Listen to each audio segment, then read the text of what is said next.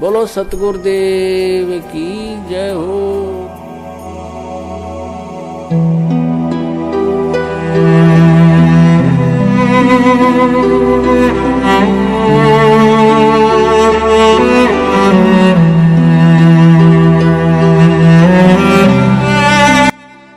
बंदी छोड़ सतगुरु रामपाल जी महाराज जी की जय हो। परमात्मा की सभी प्यारी आत्माओं को पवनदास जयपुर वाले का सत साहिब।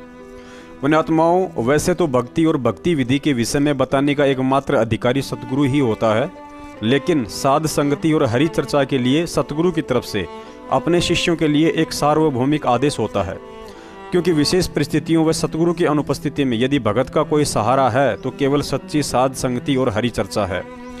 अतः सतगुरु देव जी की प्रेरणा व उनके सार्वभौमिक आदेश अनुसार आज साध संगति करते हुए दास अपने भगत भाई बहनों से अन्नदेव की आरती के विषय में कुछ चर्चा करना चाहता है।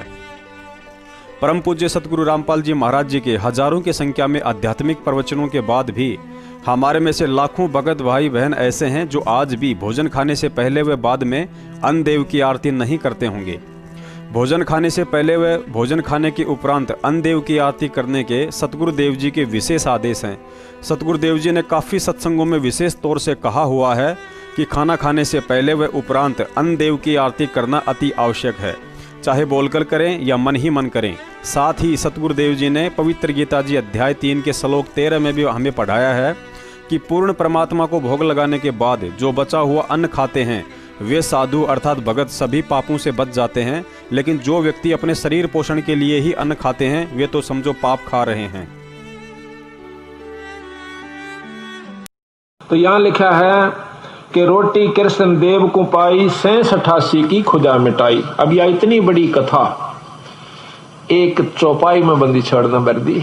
अब आपने ज्ञान हुआ, जब भी इस वाणी को सुनोगे पढ़ोगे इस आरती को, जब वो पूरी कथा घूम जाएगी तो पूरी कथा का आप समझिए कि इस एक आरती को गा देने से ये इतनी कथा आपने कर दी उस घर में जिसमें आप रोटी खा खाते हो।